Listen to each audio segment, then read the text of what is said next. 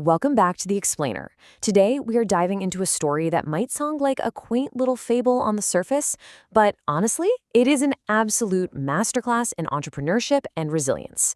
We're going to unpack the journey of a young guy named Leo, and we'll see exactly how pure, unadulterated hustle can actually translate into real, tangible success. Right out of the gate, the story hits us with this powerful truth bomb from Leo's dad, Mark. He says, dreams are not free. If you want something, you have to fight for it. And that really sets the stage for everything we're about to talk about. You cannot simply wish your way into a better life. You literally have to purchase it with your own effort. To really get a sense of the stakes here, we have to look at where Leo starts.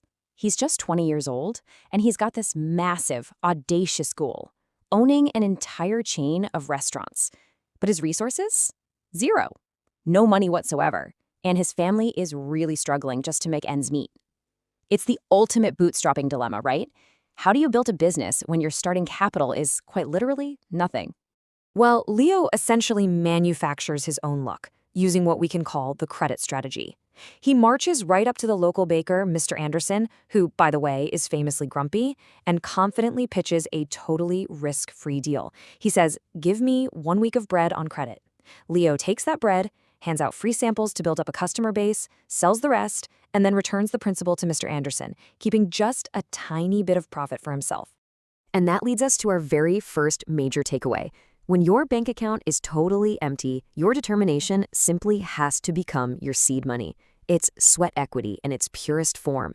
If you don't have cash, you've got to bring so much energy and reliability to the table that you convince someone else to take a chance on you.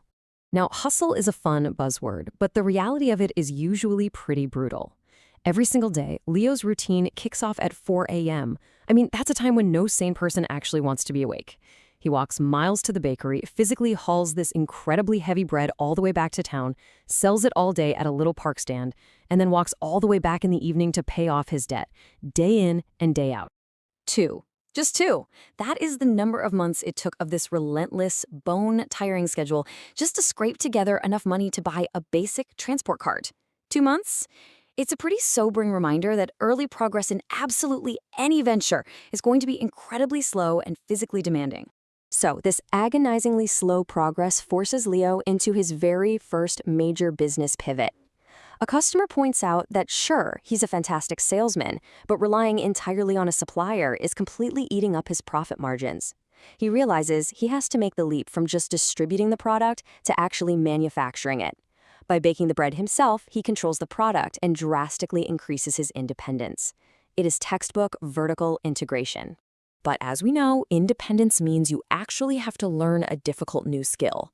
So now he's showing up at 3 a.m., he is hand-kneading dough until his knuckles ache, and he's feeling totally defeated because he's ruining batch after batch after batch. It took him 2 full weeks of exhausting daily failure before he finally baked the perfect loaf. Because even if you have a great mentor, the painful toll of mastery simply cannot be skipped. Eventually, though, all that grueling work pays off. He's baking, he's making pastries, and business is booming. But then, enter the classic Goliath.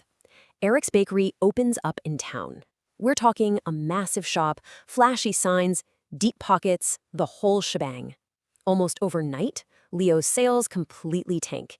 His entire livelihood is directly threatened by this shiny new competitor. I actually want to pause here for a second and ask you directly, what would you do? Seriously, if a flashier, wildly well-funded competitor opened up right across the street from your business, what is your move? It's human nature to just panic, right? To wildly slash prices in desperation, or maybe just throw in the towel because you feel like there's no way you can compete with their capital. Well, Leo didn't panic. Actually, he responded with incredible, agile adaptation. First, he literally went out and asked his own customers what they liked so much about Eric's place. Then, he used his hard-earned savings to paint his cart, he offered free samples of brand new pastries to win back some attention, and he hit the local library to learn cake decoration. He knew he couldn't outspend his competitor, so he decided to outlearn them. And the community definitely noticed. There's this great moment where an elderly customer tells him, "I've seen many young men give up when times get hard, but you didn't." I think this brilliantly shows how visible resilience actually becomes a core part of your brand identity. People aren't just buying the bread anymore. They're buying into the baker. That is how you build fierce, unbreakable loyalty. And thanks to that incredible loyalty, Leo hits a monumental milestone. He finally steps out from behind the streetcar and officially opens Leo's Fresh Bakes, a warm, real-deal brick-and-mortar shop with his family working right alongside him. It feels like the ultimate victory lap. But the fable's greatest test hasn't even happened yet. Because out of nowhere on one stormy night, absolute tragedy strikes. A devastating fire breaks out. Leo manages to stop the flames from taking the entire building, but his brand new shop, his incredibly expensive equipment, and all his hard-earned savings reduce to ashes. And whispers start rippling through the town that, well, this is it. This is finally the end for him. If you're into storytelling, you know exactly what this is. We call this the dark night of the soul. It's that critical make-or-break moment where absolutely everything seems lost, and the protagonist's ultimate resolve is put to the test. Standing there in the literal ashes of a shop with his money totally gone and fear creeping in, Leo has to decide right then and there if he actually believed it when he said dreams aren't free. So how exactly do you come back from that? First, he goes straight to his mentor, Mr. Anderson, for advice. Then he goes right back to square one, baking at home with whatever dented equipment survived the fire.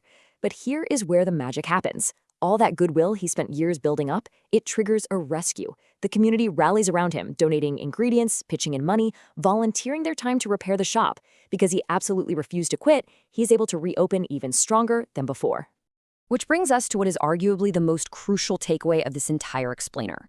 When you work hard and you refuse to quit, people notice. They actively want to help someone who is already helping themselves. Human beings naturally want to invest their time and their money in individuals who demonstrate relentless forward motion. The community didn't step in to save Leo out of pity. They saved him because he was already in the process of saving himself. So let's pull all this together and synthesize the 4 big lessons we can take from Leo's journey. Number 1, dreams aren't handed out. They demand the heavy currency of hard work. 2, failure is never the end. It's just your next pivot point for growth. 3, help yourself first and the world will rush in to support you. And 4, unyielding resilience ensures that your absolute darkest moments are usually just the precursor to your greatest success. Which leaves us with just one final provocative question for you to chew on. What dream are you willing to pay the price of hard work for? Because success, as we've seen, isn't freely given, it's earned every single morning at 4 a.m. Apply these lessons to your own ambitions. Remember that your sheer determination is your greatest capital, and we will catch you on the next explainer.